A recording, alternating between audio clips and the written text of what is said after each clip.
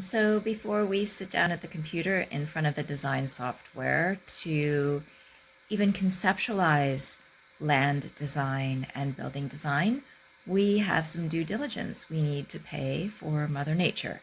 So let's head out to one of my favorite properties right now and listen to the land and see from there. I'm visiting some properties that haven't yet been developed for residential and doing a little bit of land whispering. So it's a contemplative study and observation of seeing what the land might actually want, might be best for the land. So we're designing for nature first and then designing for our dream home. So our new normal has changed and we really need our soil, and we really need certain soil conditions to treat our wastewater, to grow our vegetables, before we take up that precious little plot with a largely spreading home.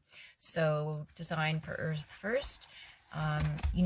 On previous properties, we've observed it through the 4 seasons to see how the property behaves, but we don't always have that luxury, but at least we can do a little bit of contemplative discovery.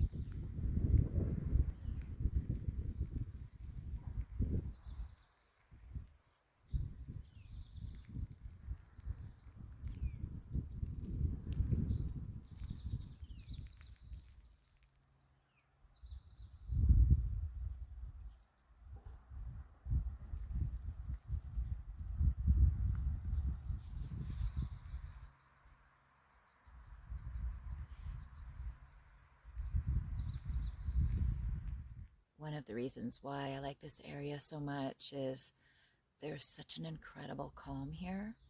Um, so, sometimes it's just feeling how your body feels the moment you step on the ground.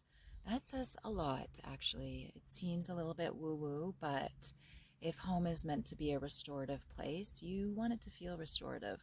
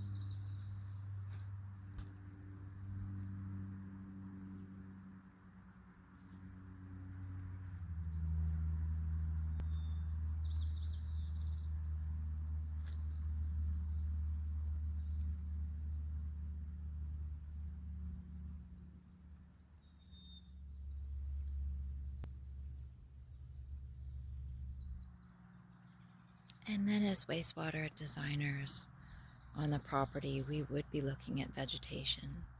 And that tells us some things too.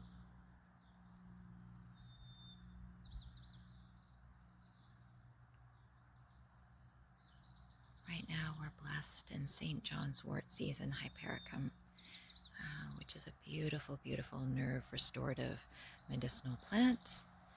And this is an area where you come to pick your blackberries. And I've even seen the other varieties, introduced varieties as well in this area.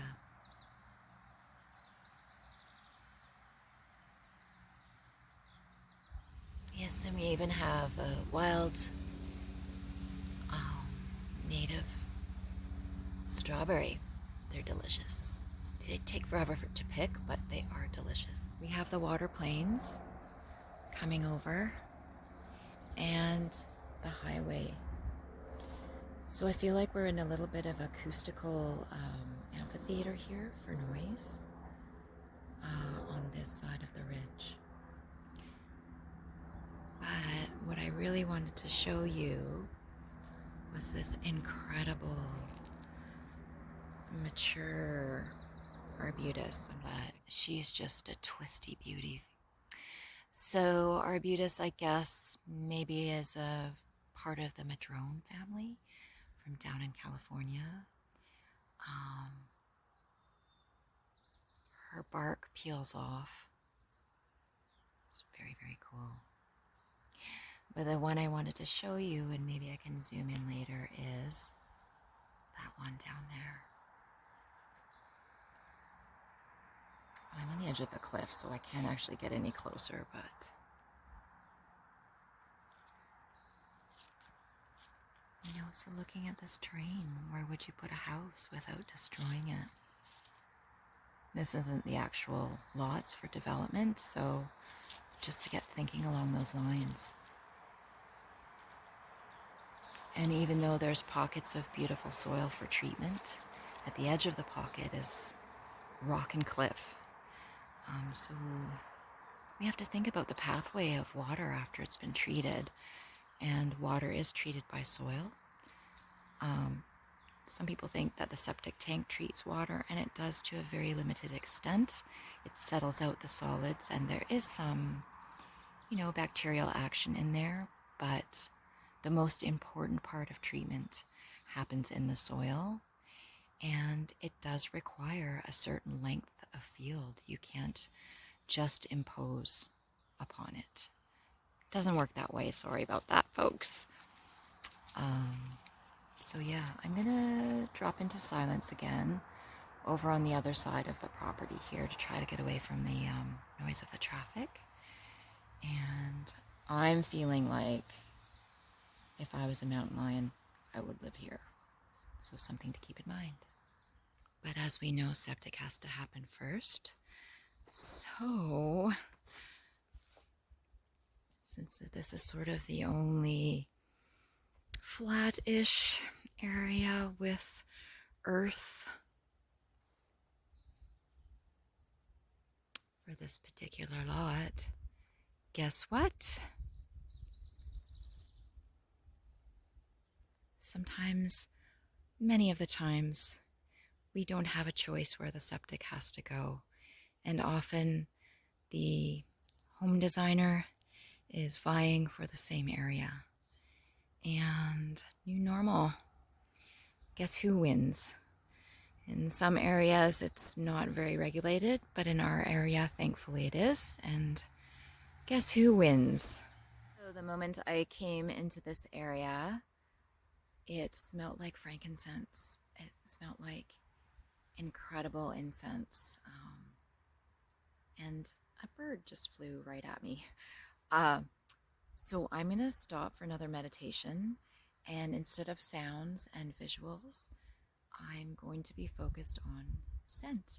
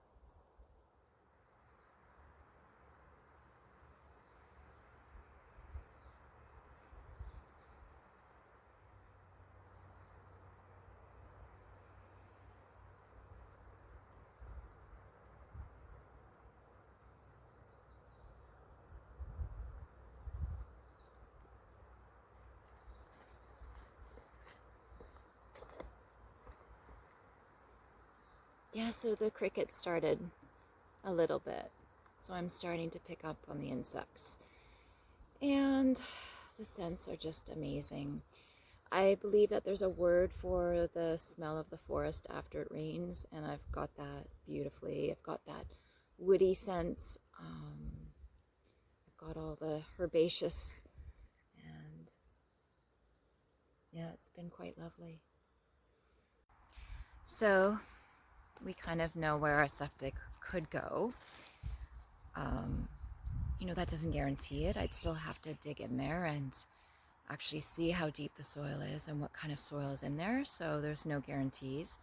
But I'm just going to walk up to this place I see with an extensive foundation in rock for a home. Let's see. We'll see what we're left over with for building. And that, my friends, is Earth First Building. Here we are.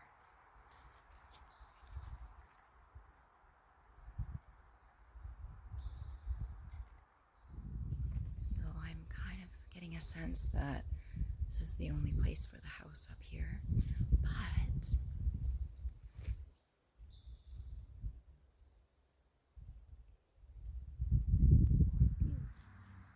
looks like the bear and the elk are through here. I'm starting to feel a little bit stressed just by the noise of the traffic below on the highway, and it's quite amplified up here. So knowing that going into home design, we would probably design for quiet. I remember the straw bale house, that the walls were 22 inches thick, so it was pretty darn quiet inside. So normally my next undertaking would be doing a whole bunch of research and doing a whole bunch of digs to see the types of soils, if the soil depth makes septic even possible, and that's a thing. And ideally we would do these property feasibilities first before designing the dream home, because there are certain sizes of homes or sizes of occupancy that in these compressed spaces wouldn't even be possible to treat the wastewater. So our new normal and Earth First design is designing for feasibility first, and then being creative about the structures that we impose on the land.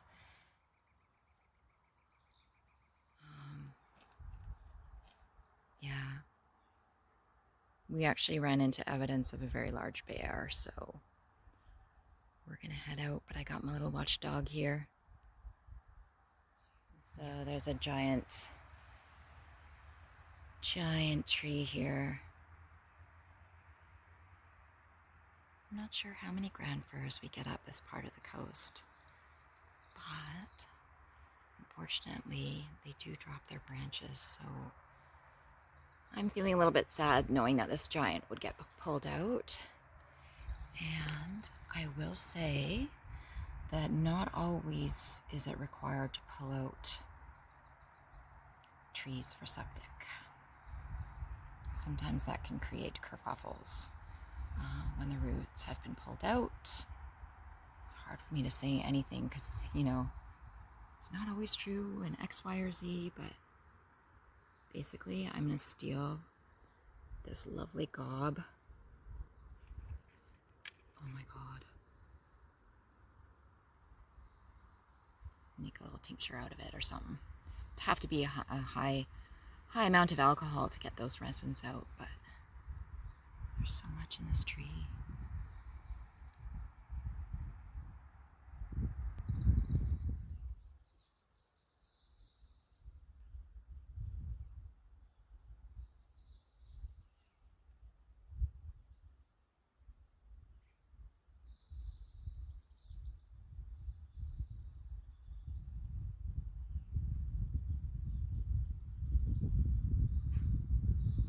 And so how you see how our beautiful, talented excavators have already made drainage for the properties above.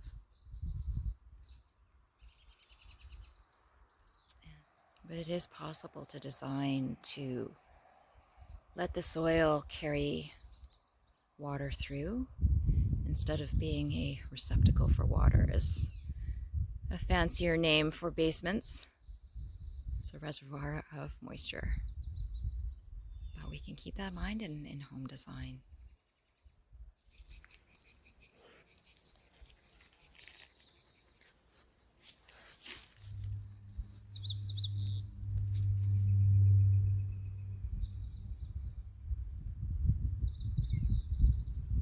So that was super lovely. I really enjoyed that. I'm glad you could come with me and property whisper, property meditate, property contemplate.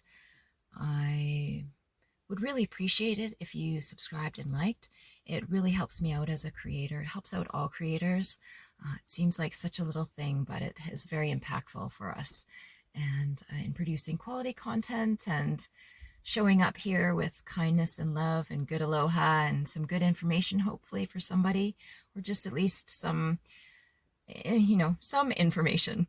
But I'm going to take off here, and we'll catch you next time. Thank you so much. I appreciate your time, and I appreciate your presence and your interest in designing for Earth First. And yeah, take care of you.